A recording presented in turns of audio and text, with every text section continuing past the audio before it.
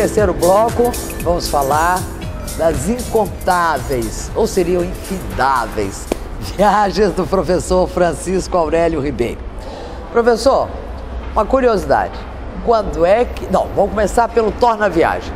O que é um torna-viagem? Bom, o torna-viagem é um personagem, vamos dizer assim, que existia em comunidades. As comunidades antigas, elas eram comunidades fechadas, mas sempre tinha um viajante. Alguém que viajava, que ia conhecer o estrangeiro e que voltava. Então, a gente encontra registro disso, tanto em Portugal, quanto na Itália, né, na Europa, de modo geral, e depois quando vieram para o Brasil. As pessoas sempre tinha alguém que chegava, o torna-viagem chegou. O que eles vão nos contar do que ele viu lá fora? Então isso é muito comum. Um exemplo típico do torna-viagem é o Marco Polo. Eu estava pensando nele, professor. O Marco Polo é um exemplo clássico do torna-viagem. Imagina que ele vai até a China, e aí quando ele volta, e acabou abrindo caminho para o Oriente, né? Todas as grandes navegações, a origem está lá nos relatos de Marco Polo. Então esse que é o torna-viagem. E é uma linda expressão, né, professor? Quer dizer, a mim me encantou. Eu vi na Idene Colucci, eu vi vários escritores, na Zélia Gattai, o torna-viagem. Meu tio era um torna-viagem. Quer dizer, alguém que estava sempre viajando e trazendo notícia do estrangeiro. Naquela época, sem televisão, sem comunicação, computador, sem nada, né? Sem internet. Professor, e quando é que o senhor começou, o senhor estreou sua carreira de torna-viagem? Olha, Jane, eu viajo, quer dizer, saio de onde eu estou, acho que desde pequeno. Acho que desde que eu comecei até a fugir nos ônibus para poder ir para outros lugares que passavam na frente da minha casa. Nesse livro dos ciganos eu conto que eu fui até roubado, eu tinha uns 4, 5 anos, eu fui roubado pelos ciganos porque eu queria acompanhar os ciganos. Aí eu fui atrás deles e eles me colocaram dentro do balaio. Nunca ninguém acreditou nessa história lá em casa, mas foi verdade. Pelo menos eu acho que foi, no meu imaginário. Mas, jovem, aquela época de hippie, eu andei pelo Brasil afora de carona. Ia para a estrada dedando e andei muito pelo Brasil aí de carona. Depois, quando eu já comecei a trabalhar e ter algum dinheiro, sempre reservei uma parte do que eu ganho para viajar. A primeira viagem internacional fui parar em Assunção do Paraguai.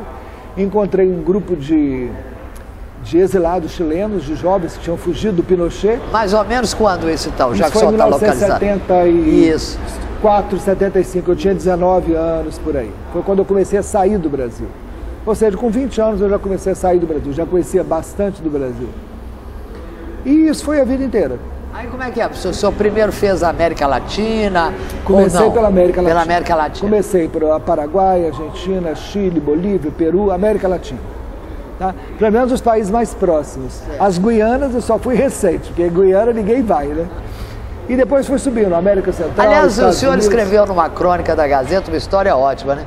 O senhor visitando uma das Guianas, quando o senhor apresentou o passaporte na alfândega, o senhor foi interrogado, mas o senhor está aqui em que condição? O senhor falou turista. O cara começou a rir e falou, o quê? Eu falei, turista, que é o Suriname. Que no Suriname, o brasileiro que vai para lá, tem 2 brasileiros que vão para lá. As prostitutas, muitas prostitutas que vão para lá para poder trabalhar, principalmente, e vão para a Guiana Francesa, porque recebem euro, e garimpeiro. Há muito garimpeiro clandestino, porque é muito ouro que tem naquela região, que aquela é uma extensão do Pará. Tá? Então, aí como eu falei, o senhor vai fazer o quê? Eu falei, turismo. O cara olhou para mim e falou assim, uai. Eu falei, sim senhor, turismo. Né?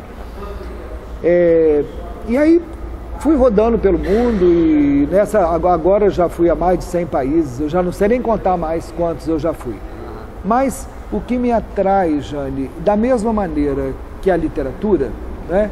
Eu tanto gosto de ler sobre viagens, como de escrever sobre viagens, e cada viagem, para mim, é uma descoberta, é uma leitura. Certamente. E eu acredito que eu tenho um olhar diferente. Muitas vezes eu viajo, a minha mulher fala comigo assim, quando eu escrevo e ela lê o que eu escrevi, ela falou assim, eu estava junto com você e não vi nada disso. Ou então, às vezes, tem um amigo comigo que fala assim, uai, ele conta de uma maneira, eu conto de outra, porque é como um livro.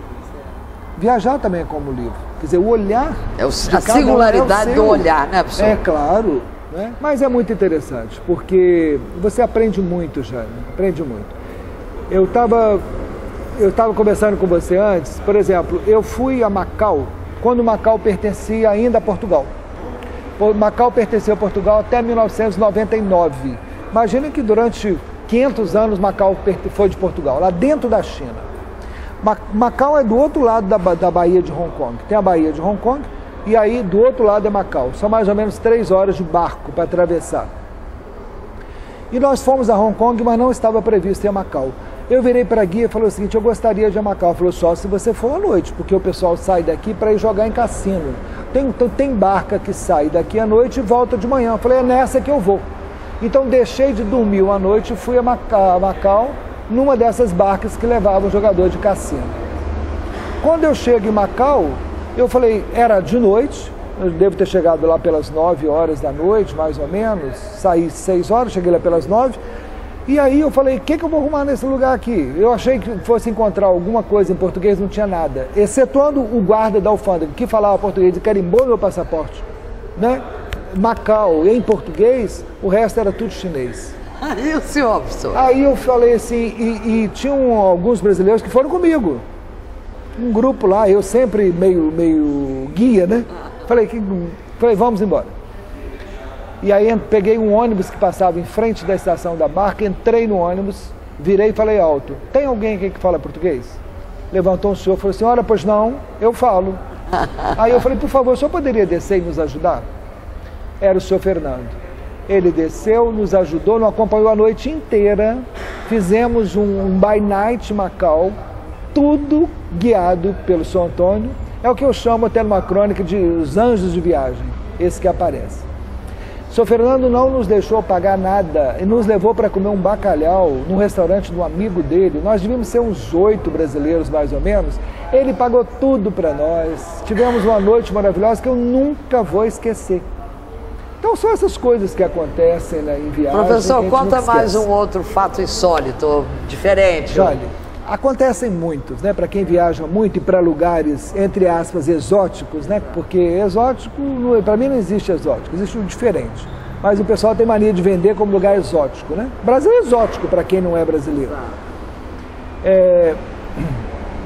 Eu estava comentando com você, uma viagem que me marcou muito foi a viagem à Índia, porque eu fiquei 3 semanas na Índia sozinho, fazendo toda uma viagem programada por uma agência de viagem do Rio, na época, e uma viagem que mexeu muito com muitas coisas minhas. Mas o mais interessante é quando eu chego em Jodhpur e ao me hospedar no hotel ao qual estava registrado, eles me disseram, virou um desses que leva a mala, falou assim para mim, porta, né?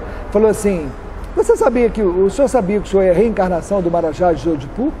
Eu falei assim, não sabia, não. Ele falou assim, pois é, o senhor é. Eu falei, tá bom. E aí, tudo bem, eu fui para Jaisalmer. Quando eu voltei, esse mesmo hotel estava lotado, tinha chegado um grupo de italiano. Então me disseram o seguinte, olha, o senhor tem reserva, mas o hotel está lotado, então nós vamos colocar o senhor na residência do Marajá, que é o dono do hotel. Esse Marajá, a família dele morava em Londres. Jane, quando eu chego, as fotos do quarto eram todas a minha cara mesmo. O tal do Marajá era parecido comigo. Só um pouco mais baixo, mas a fisionomia dele era muito parecida com a minha. E foi uma loucura passar a noite naquele quarto daquele Marajá, porque aquela cama pequena, aquela cama só dele, aquela cama de viúva, e a sensação que eu tinha é que estavam querendo me tirar daquela cama a noite inteira. Eu só sei que quando o dia amanheceu, eu dei graças a Deus, falei, deixa eu ir embora, porque esse não é meu lugar, isso aqui é do Marajá. Quer dizer que o senhor não gostou de ser dublê do Marajá, não gostei de ser reencarnação de Marajá nenhum, isso não... Né? Professor, muito obrigada, foi um prazer tê-lo aqui. O senhor realmente brilhantou a nossa estreia. E quanto a você, espero que tenha gostado dessa conversa informal, prometendo voltarmos na próxima semana com outro convidado. E tenho certeza que o professor Francisco Aurélio, com a sua simpatia, informalidade, muitos e vastos saberes, certamente lhe proporcionou uma meia hora de bom entretenimento e alargando fronteiras do conhecimento. Até mais, até o próximo programa.